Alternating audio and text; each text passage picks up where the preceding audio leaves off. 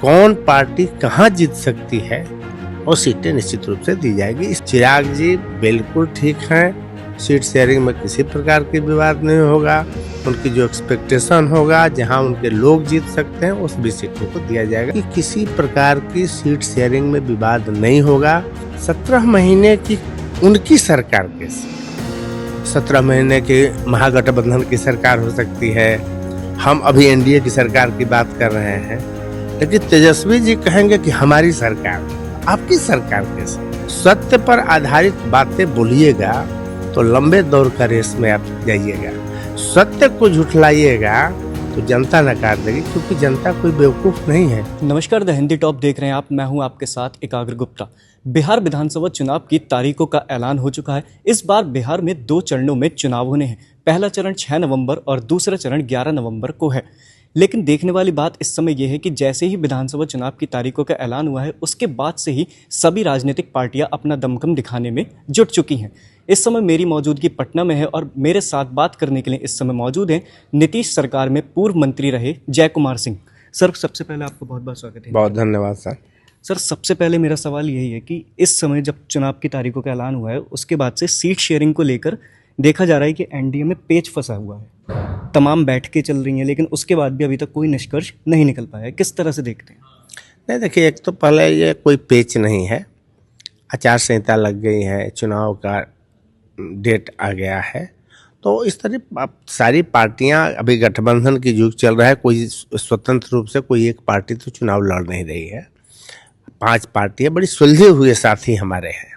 हम भाजपा के साथ हैं, हम लोजपा के साथ हैं, हम आरएलएम के साथ हैं, हम के साथ हैं, तो ये सभी समझदार लोग हैं।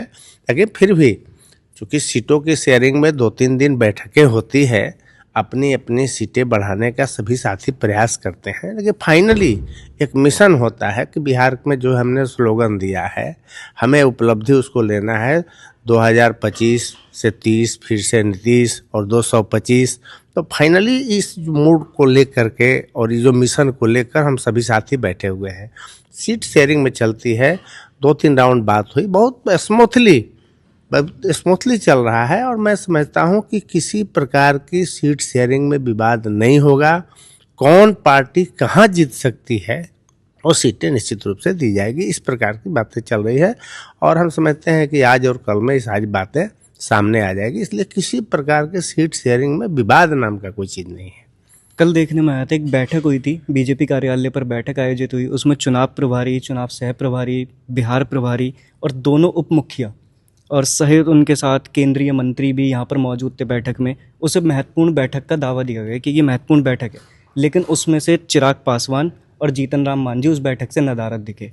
तो किस तरह से देखते हैं फिर? क्योंकि आज भी नित्यानंद राय दिल्ली जाकर चिराग पासवान से मुलाकात की, लेकिन वो उस समय नहीं मिले।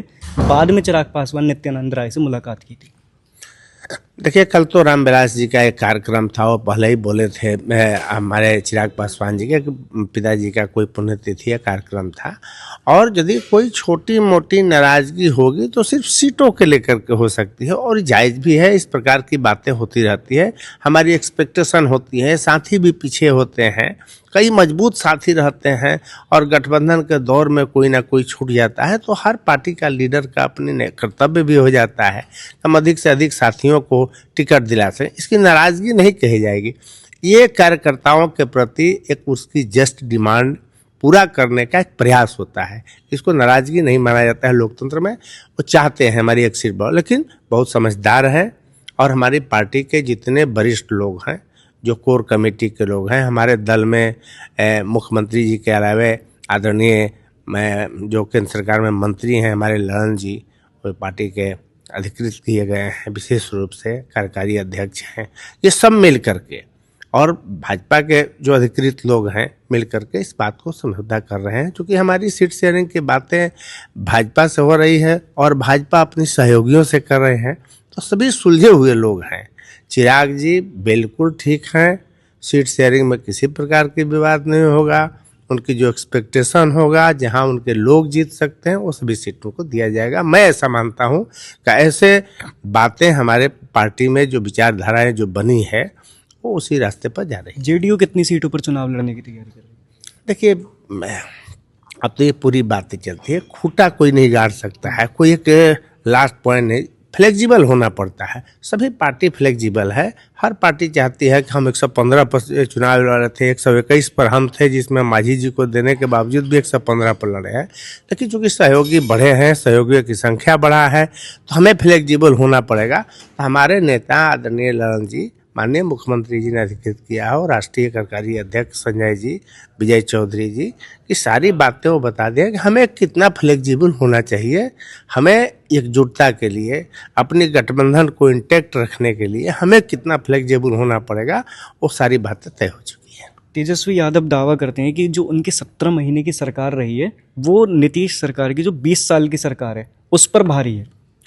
नहीं, एक तो बात देखिए, सत्य बातें, लोकतंत्र की जानकार वाली बातें ये बोलनी चाहिए। 17 महीने की उनकी सरकार कैसी, 17 महीने के महागठबंधन की सरकार हो सकती है, हम अभी एनडीए की सरकार की बात कर रहे हैं, लेकिन तेजस्वी जी कहेंगे कि हमारी सरकार, आपकी सरकार कैसी। ये सरकार महागठबंधन की थी, सही बात है, 17 महीना में, जिसका नेतृत्व माननीय नीतीश कुमार जी कर रहे थे। तो जो नेतृत्व कर रहे थे वो एक मॉडल बनाते हैं, वो एक रेखा खींचते हैं, एक लाइन खींचते हैं विकास का।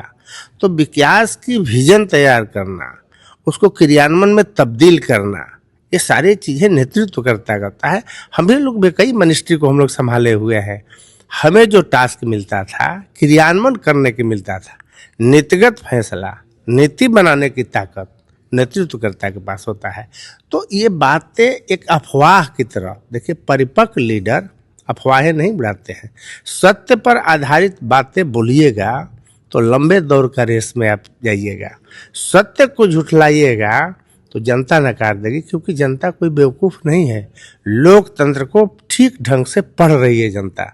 लोकतंत्र में कौन काम कर रहा है, कितना काम कर रहा है, बिहार के विकास की धारा कौन बहाया, महिलाओं को सशक्त कौन किया, गरीबों को, बुजुर्ग आदमी को जो हमने वृद्धा सम्मान पेंशन दिए हैं ये कौन किया, महिलाओं के लिए 10,000 बाद में 2 लाख ये कौन किया। ये सारे श्रेय नेतृत्वकर्ता को जाता है। ये बात कहने में कोई गुरेज विपक्ष को भी नहीं होनी चाहिए।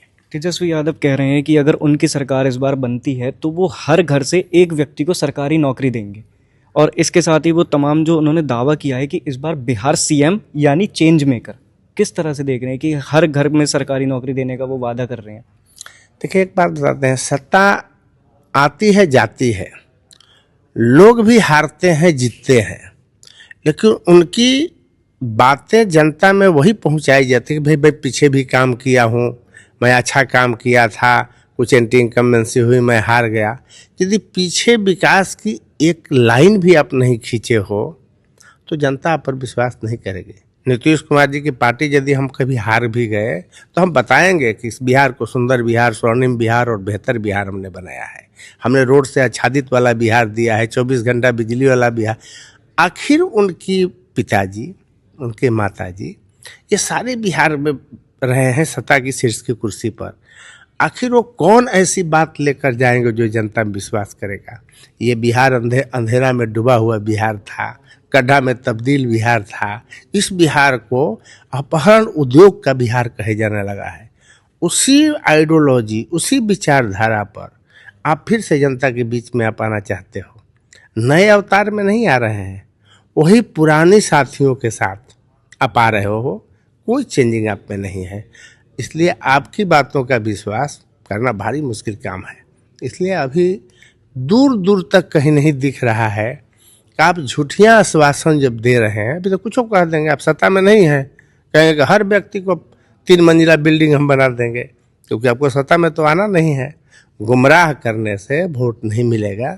जनता समझदार है, आपने कोई नया लॉन्च नहीं किया है, पुराने घर को पेंट करके आप नए बनाकर निकले हो, इसलिए अभी उस घर पर लोगों का विश्वास नहीं है। आखिरी ये सवाल आपसे मेरा ये है कि प्रशांत किशोर जनस्वराज से हैं, उन्होंने आज प्रेस वार्ता की, उन्होंने अपने 51 उम्मीदवारों की सूची पहली जारी की है, जिसके बाद वहाँ देखने में आया कि तमाम जो संभावित प्रत्याशी थे उनमें नाराज़गी काफ़ी दिखी, उन्होंने वहाँ पर भी आरोप लगाए। तो इधर उनके जो संभावित प्रत्याशी थे उन्होंने जनस्वराज के जो मुखिया हैं प्रशांत किशोर, उन पर आरोप लगाए।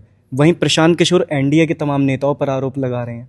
तो इससे जो बहस चल रही है, इसको किस तरह से देखते हैं आप?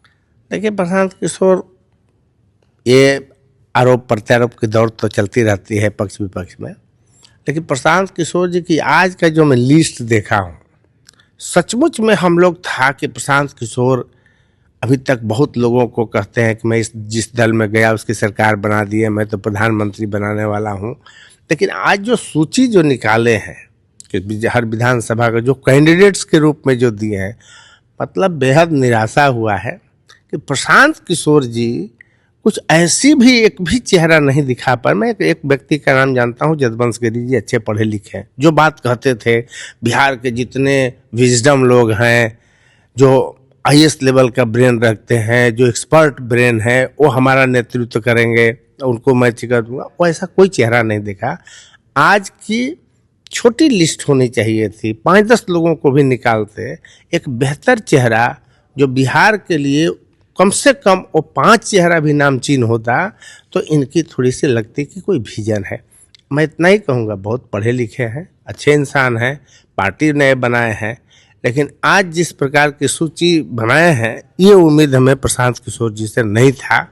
जो चेहरा प्रासंगिक भी नहीं होगा, विधानसभा में चुनाव लड़ेगा, प्रासंगिक भी नहीं रहेंगे, लड़ाई के दौर में, टक्कर में, बहुत दूर की चीज़ है। और आप देख लीजिएगा, ये 51 लोगों की सूची है, ये किसी विधानसभा के प्रासंगिक भी नहीं रह पाएंगे। बहुत निराशाजनक लिस्ट है।